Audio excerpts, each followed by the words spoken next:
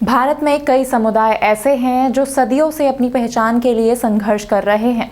इन समुदायों को अभी तक सही तरीके से वर्गीकृत नहीं किया गया था, लेकिन अब पहली बार सरकार ने इनके वर्गीकरण की दिशा में बड़ा कदम उठाने का दावा किया है। नमस्कार, आप देख रहे हैं मैं भी भारत और आज बात करेंगे एंथ्रोपोलॉजिकल सर्वे ऑफ इंडिया यानी भारतीय मानव विज्ञान सर्वेक्षण और देश भर के जनजातीय अनुसंधान संस्थानों की उस रिपोर्ट की जिसमें 179 विमुक्त, अर्धघुमंतु और खानाबदोश जनजातियों को एससी यानी अनुसूचित जाति, एसटी यानी अनुसूचित जनजाति और ओबीसी यानी अन्य पिछड़ी जातियों में शामिल करने की सिफारिश की गई है। तो चलिए जानते हैं कि इस रिपोर्ट में है क्या और इसे क्यों तैयार किया गया। भारत में पहली बार एंथ्रोपोलॉजिकल सर्वे ऑफ इंडिया और ट्राइबल रिसर्च इंस्टीट्यूट्स ने मिलकर देश के कम से कम 26 राज्यों और केंद्र शासित प्रदेशों में फैली 268 विमुक्त, अर्धघुमंतु और घुमंतु जनजातियों का व्यापक अध्ययन किया है। इसमें कम से कम 85 समुदाय ऐसे हैं जिन्हें पहली बार किसी श्रेणी में वर्गीकृत करने की सिफारिश की गई है। इससे पहले किसी आयोग ने इन समूहों की पहचान नहीं की थी। इन 85 समूहों में से 46 समुदायों को अन्य पिछड़ी जाति, 29 को अनुसूचित जाति और 10 को अनुसूचित जनजाति की सूची में शामिल करने का अनुरोध किया गया है। इस अध्ययन में यह भी पाया गया है कि पहले कभी वर्गीकृत नहीं किए गए 85 समुदायों में से 63 अब लगभग अदृश्य हो गए हैं और अस्तित्व में नहीं हैं। यानी वे या तो दूसरी बड़ी जनजातियों में मिल चुके हैं या उन्होंने अपना नाम बदल लिया है या फिर वे किसी अन्य राज्य में पलायन कर चुके हैं। इस स्टडी में जिन नए समुदायों की पहचान की गई है उनमें से उत्तर प्रदेश में सबसे अधिक 19 समुदाय हैं। इसके बाद आंध्र प्रदेश, मध्य प्रदेश, तमिलनाडु और राजस्थान में 8 समुदायों को जोड़ा गया है। इसके अलावा इस अध्ययन के आधार पर कम से कम 9 समुदायों को सही सूची में डालने की सिफारिश भी की गई है। इस स्टडी में ये भी सामने आया है कि कुल 268 समुदायों में से कई को पहले से ही अनुसूचित जाति, अनुसूचित जनजाति या ओबीसी सूची में रखा गया है, लेकिन इन्हें या तो राज्य की सूची में ही रखा गया है या फिर अगर केंद्र की सूची में रखा गया है तो वह भी कुछ राज्यों के लिए ही रखा गया है।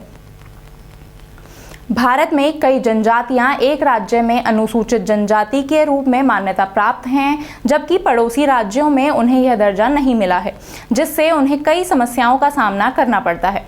मसलन सितंबर 2022 में केंद्र सरकार ने उत्तर प्रदेश के 13 जिलों में गौंड जाति और उसकी 5 उपजातियों धुरिया, नायक, ओझा, पठारी और राजगौंड को अनुसूचित जाति से हटाकर अनुसूचित जनजाति में शामिल करने का निर्णय लिया, लेकिन पड़ोसी राज्य बिहार में उन्हें यह मान्यता नहीं मिली है। इससे बिहार में रहने वाले गौंड समुदाय के लोगों को सरकारी योजनाओं और आरक्षण का लाभ नहीं मिल पाता। इस असमानता के कारण बिहार में गौंड समुदाय के लोगों ने कई बार विरोध प्रदर्शन किए और राज्य के गौंड समुदाय को अनुसूचित जनजाति में शामिल करने की अनुशंसा की थी, लेकिन इस पर कोई कार्रवाई नहीं हुई। इस वजह से बिहार के वित्त और संसदीय कार्य मंत्री विजय कुमार चौधरी ने केंद्र सरकार पर राज्य की मांगों की उपेक्षा का आरोप लगाया था। इस तरह का यह कोई अकेला मामला नहीं है। कुर्मी समुदाय भी पश्चिम बंगाल, ओडिशा और झारखंड में ओबीसी के रूप में सूचीबद्ध है, लेकिन वे अनुसूचित जनजाति का दर्जा पाने के लिए संघर्ष कर रहे हैं। उन्होंने इसके लिए आंदोलन भी किया और आंदोलन में कुरमाली भाषा को संविधान की 8वीं अनुसूची में शामिल करने की मांग भी की गई। इसी तरह असम में ताई अहोम, मोरन, मटक, चूटिया, कोच राजवंशी और चाय जनजाति जैसे 6 समुदायों को एसटी का दर्जा देने की मांग को लेकर विरोध प्रदर्शन हुए हैं। इन समुदायों ने केंद्र सरकार द्वारा उन्हें अनुसूचित जनजाति की सूची में शामिल न करने के विरोध में राष्ट्रीय राजमार्गों को अवरुद्ध तक कर दिया था।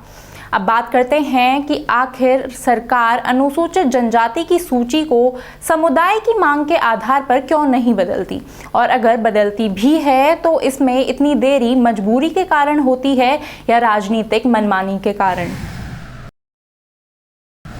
भारत में अनुसूचित जनजाति सूची में संशोधन की प्रक्रिया एससी और ओबीसी सूची से कहीं अधिक चुनौतीपूर्ण रही है।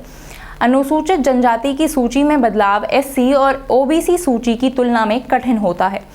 एससी के लिए छुआछूत और सामाजिक उत्पीड़न सबसे बड़ा मापदंड होता है, तो ओबीसी के लिए शैक्षिक और आर्थिक पिछड़ापन देखा जाता है। इन वर्गों के लिए राष्ट्रीय आयोग काम करते हैं जो स्पष्ट प्रक्रिया के तहत बदलाव की सिफारिश करते हैं, लेकिन एसटी सूची में बदलाव के लिए सिर्फ आर्थिक और सामाजिक पिछड़ापन काफ़ी नहीं होता। इसमें शामिल होने के लिए किसी समुदाय को विशिष्ट भाषा, संस्कृति, पारंपरिक रीति रिवाज और भौगोलिक स्थिति के आधार पर आंका जाता है। इस प्रक्रिया में एंथ्रोपोलॉजिकल सर्वे ऑफ इंडिया और ट्राइबल रिसर्च इंस्टीट्यूट्स द्वारा गहन अध्ययन किया जाता है, जिससे यह प्रक्रिया लंबी और जटिल हो जाती है।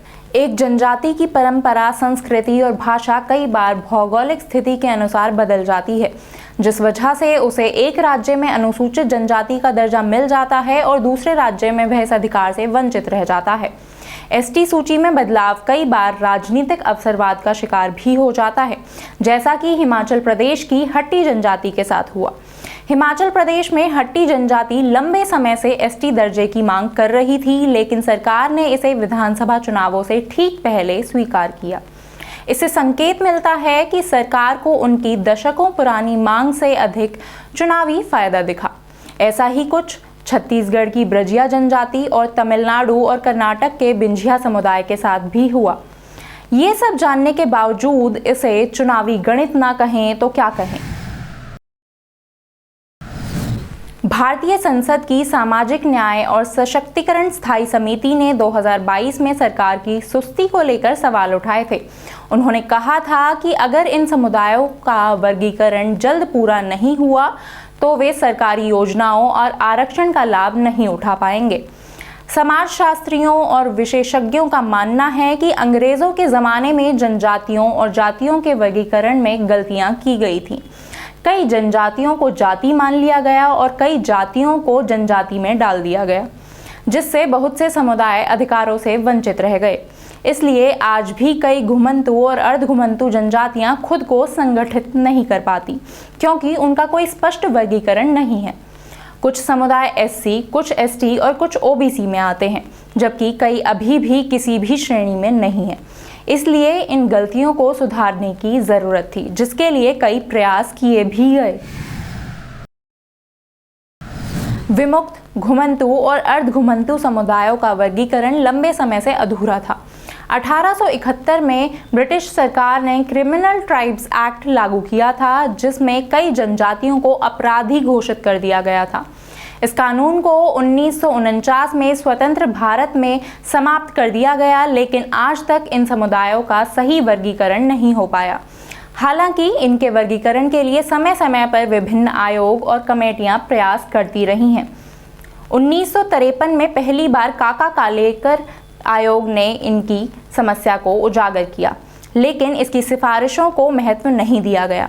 1961 में बख्शी कमेटी ने इन समुदायों की स्थिति पर रिपोर्ट दी थी, लेकिन इसे भी गंभीरता से नहीं लिया गया। 1965 में लोकुर समिति ने एसटी वर्गीकरण के लिए मापदंड तय किए, लेकिन डी नोटिफाइड ट्राइब्स को छोड़ दिया गया। इसके बाद 1980 में मंडल आयोग ने कुछ घुमंतु समुदायों को ओबीसी में शामिल किया, लेकिन उसमें भी सभी को शामिल नहीं किया गया।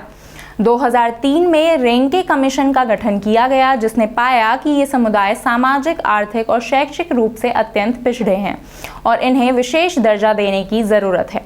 फिर 2014 में राष्ट्रीय विमुक्त घुमंतु और अर्धघुमंतु जनजाति आयोग यानी national commission for D notified nomadic and semi nomadic tribes का गठन किया गया। इस आयोग ने 2018 में अपनी रिपोर्ट सौंपी। 2019 में सरकार ने सीड योजना यानी scheme for economic empowerment of D notified tribes शुरू की, जिसमें शिक्षा, कौशल विकास और आर्थिक सहायता की व्यवस्था की गई। 2017 में इडेटे आयोग ने भी बताया था कि देश में 1200 से ज़्यादा घुमंतु और अर्धघुमंतु समुदाय हैं, जिनमें से 267 को अब तक कोई पहचान नहीं मिली थी।